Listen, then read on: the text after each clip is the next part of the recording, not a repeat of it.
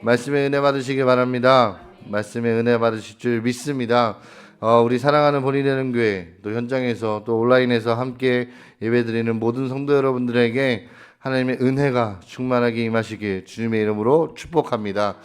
오늘 나눌 말씀의 제목은 수준 높은 믿음의 고백이라는 제목으로 함께 말씀을 나누고자 합니다. 여러분, 오늘 본문 말씀은 다니엘이 총리가 되기 전 하나님께서 주시는 지혜를 받아서 느부갓네살 왕의 꿈을 해석한 이야기부터 시작합니다. 하루는 느부갓네살 왕이 꿈을 꾸었는데 자기가 꾼 꿈으로 인해 마음이 번민하여 잠을 이루지 못하는 것입니다. 느부갓네살 왕은 자기가 꾼 꿈의 내용이 기억나지가 않았습니다. 그래서 박수와 또 술객과 점쟁이와 갈대와 술사를 다 불러보았지만 아무도 이 느부갓네살 왕의 꿈을 말하지 못했습니다. 그래서 이 왕이 화가 났고요. 모든 바벨론의 지혜자들을 다 죽이라라고 명령하였습니다. 근데 이때 다니엘과 그의 친구들도 죽을 위기에 놓였습니다.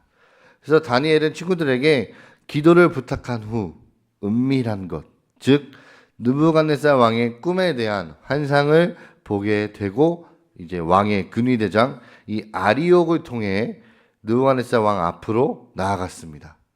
이 느부갓네살 왕 앞에 선 다니엘은 왕의 꿈을 알려줬습니다.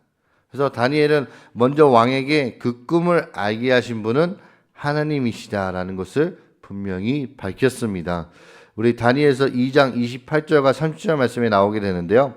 2장 28절 말씀 한번 읽겠습니다. 오직 은밀한 것을 나타내시리는 하늘에 계신 하나님이시라. 그가 느부갓네살 왕에게 후회하셨나이다.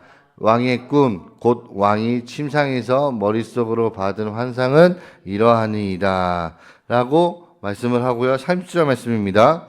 내게 이 은밀한 것을 나타내심은 내 지혜가 모든 사람보다 낫기 때문이 아니라 오직 그 해석을 왕에게 알려서 왕이 마음으로 생각하던 것을 왕에게 알려주려 하심이니이다. 아멘. 여러분, 말씀에서 보시면 다니엘은 자기가 잘나서 꿈을 해석한 것이 아니라 하나님께서 하나님의 일을 알리시기 위해서 왕과 자신을 사용하셨다라고 말했습니다. 그리고 왕의 꿈을 알려주었습니다. 그 꿈의 내용은 이렇습니다. 한 신상에 대한 것이었는데요. 머리는 순금이고 또 가슴과 두 팔은 은이고요.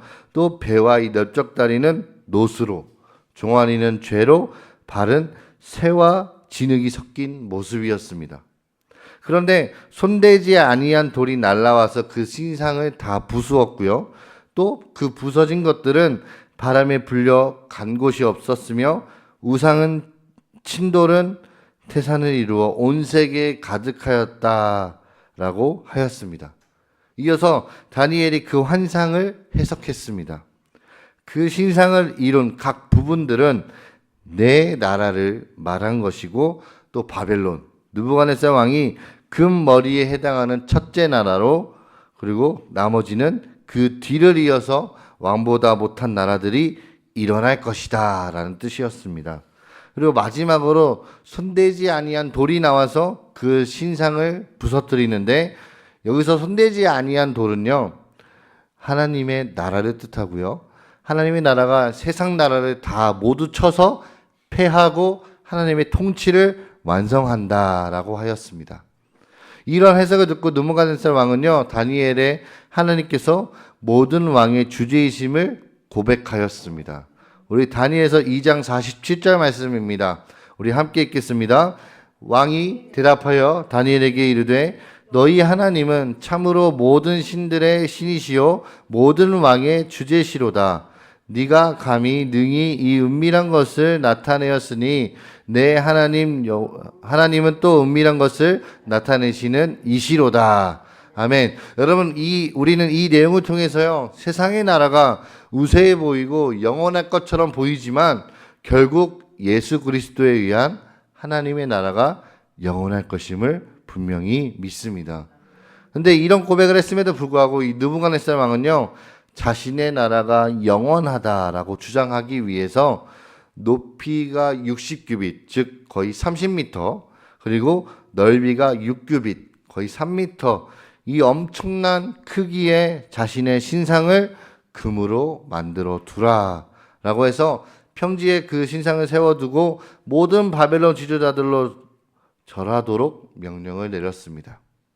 이 신상에 절하는 것은요, 느부갓네살이 이 세상의 영원한 통치자라고 고백한다라는 의미를 지니고 있습니다. 근데 이것은 느부갓네살이 아닙니다. 역사를 볼 때 권력을 가진 사람들은요, 자기가 가진 힘이 영원할 것이다 라는 생각을 하고서는 자기를 숭배하도록 하였습니다. 하나님은 이것을 우상숭배라고 말씀하셨습니다. 느부갓네살 왕은 금심상에 엎드려 절하지 않는 자는 즉시 맹렬히 타는 풀무불에 던져놓겠다라고 했습니다. 그때 다니엘의 세 친구였던 사드락, 메삭, 아벳느고는 금신상에 절하지 않았습니다. 이 일을 어떤 갈대아 사람들이 왕에게 참송하였습니다. 왕은 분노하면서 그들을 풀무불에 던져놓겠다고 위협하였으나 세 친구들은 이렇게 고백합니다. 우리가 섬기는 하나님이 계시다면 우리를 풀무불에서 건져내실 것입니다 라고 고백하고, 또한 그렇게 하지 아니하실지라도 금신상에 절하지 않겠다라고 선언했습니다. 그 내용이 다니엘서 오늘 본문이죠. 17절에서 18절까지의 말씀이 나오게 됩니다. 우리 17절과 18절 한번 읽어볼까요? 시작. 왕이여 우리가 섬기는 하나님이 계시다면 우리를 맹렬히 타는 풀무불 가운데서 능히 건져내시겠고 왕의 손에서도 건져내시리이다. 그렇게 하지 아니하실지라도 왕이여 우리가 왕의 신들을 섬기지도 아니하고 왕이 세우신 금신상에게 절하지도 아니할 줄을 아옵소서. 아멘. 여러분, 이 고백은요, 하나님께서 모든 세상의 주관자가 되신다라는 신앙 고백입니다. 그리고 하나님의 통치 주권을 믿겠다는 고백이었습니다. 그들이 믿는 하나님은 이 상황 가운데서도 건져주실 능력이 있으심을 믿으며 건져주지 아니하신다 할지라도 그것 또한 하나님의 뜻과 계획이 있을 것이라는 하나님의 다스림에 대한 이 순전한 믿음의 고백인 것입니다. 사랑하는 여러분, 하나님의 나라는요, 고난과 어려움 가운데서도 하나님이 역사하실 것을 믿고 이렇게 믿음의 고백을 하는 사람들을 통해서 이루어진다는 것을 기억하시길 바랍니다. 여러분, 누가 죽음 앞에 두렵지 않을 수 있을까요? 누가 죽음 앞에 당당할 수 있을까요? 그러나 하나님의 주권을 인정하는 자는 죽음 앞에서도 당당할 수 있습니다. 여러분, 우리는 가끔 기적을 바라고 살아갑니다. 죽음까지는 아니라 할지라도 나에게 힘든 일이 닥치면 우리는 하나님 도와주세요 라고 기도를 하기도 합니다. 그렇습니다. 우리는 힘들고 어려울 때 기도해야 합니다. 하지만 한 단계 더 나아가서 그렇게 하지 아니하실지라도 이 믿음을 가지고 우리는 기도해야 합니다. 하나님의 주권을 믿고 인정하는 수준 높은 믿음을 가지시길 주님의 이름으로 축복합니다. 그래서 세 친구는 일곱 배나 뜨겁게 달궈진 풀무불에 던져졌습니다. 근데 느부갓네살 왕이 얼마나 화가 났는지를 이 부분에서 우리가 알 수 있죠. 얼마나 뜨거웠던지 세 사람을 붙든 사람마저 태워 죽일 정도였습니다. 그런데 그렇게 해서 세 친구는 풀무불 가운데 떨어졌습니다. 여러분, 상식적으로는 그러면 그 세 명이 다 죽어야 됩니다. 그런데 오늘 본문을 보니까 그들이 죽지 않았을 뿐만 아니라 결박당했던 것을 풀고 불 가운데로 다니는데 상하지 않았습니다. 여러분, 느부갓네살 왕이 볼 때 이 세 명이 아니라 신들의 아들같이 생긴 네 번째 사람이 있는 것을 발견했습니다. 우리는 이 네 번째 인물을 하나님이 보내신 자로서 장차 오실 예수님을 예표하고 있다라고 설명합니다. 오늘 본문을 통해 볼 때 우리 하나님은 어떤 하나님이실까요? 첫 번째입니다. 우리를 지키시고 보호하시는 하나님이십니다. 우리 시편 121편 5절에서 8절 말씀 우리 함께 읽도록 하겠습니다. 함께 읽습니다. 여호와는 너를 지키시는 이시라. 여호와께서 내 오른쪽에서 내 그늘이 되시나니 낮에 해가 너를 상하지 아니하며 밤에 해도 너를 해치지 아니하리로다. 여호와께서 너를 지켜 모든 환난을 면하게 하시며 또 내 영혼을 지키시리로다. 여호와께서 너의 출입을 지금부터 영원까지 지키시리로다. 아멘. 여러분, 새 친구를 지키시고 보호하셨던 하나님께서는 지금 우리를 지키고 보호해 주십니다. 두 번째, 우리 하나님은 어떠한 하나님이신가요? 임마누엘의 하나님이십니다. 여러분, 임마누엘이란 말의 뜻이 무엇일까요? 하나님께서 우리와 함께 계신다라는 뜻입니다. 우리 마태복음 1장 23절 말씀입니다. 함께 읽겠습니다. 보라, 처녀가 잉태하여 아들을 낳을 것이요 그의 이름은 임마누엘이라 하리라 하셨으니 이를 번역한즉 하나님이 우리와 함께 계시다 함이라. 아멘.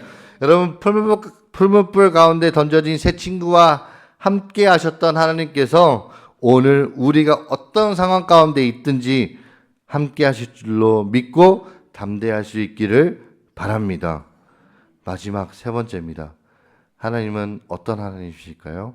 우리의 고백을 듣고 응답해 주시는 하나님이십니다. 새 친구의 고백을 들으신 하나님께서는요, 새 친구를 죽음 가운데서 또 환난 가운데서 건져 주셨습니다. 하나님은 우리 한 사람 한 사람에게 관심을 가지고 우리의 모든 말과 마음의 소원을 살피시고 계십니다. 우리가 하는 말이 있죠. 코람데오, 하나님 앞에서 하는 말임을 기억하고 항상 긍정적인 믿음의 고백이 되시길 바랍니다. 시편 19편 14절 말씀에 이렇게 고백합니다.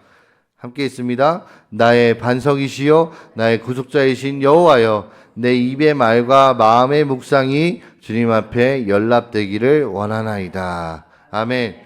여러분, 풀무불에서 새 친구가 무사히 나오자 느부갓네살 왕은요, 이스라엘의 하나님을 찬송했습니다. 우리 본문 말씀 다음 말씀인데요.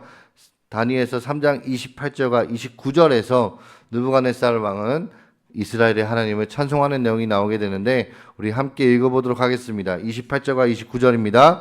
느부갓네살이 말하여 이르되 사드락과 메삭과 아벳느고의 하나님을 찬송할지로다. 그가 그의 천사를 보내사 자기를 의뢰하고 그들의 몸을 바쳐 왕의 명령을 거역하고 그 하나님 밖에는 다른 신을 섬기지 아니하며 그에게 절하지 아니한 종들을 구원하셨도다.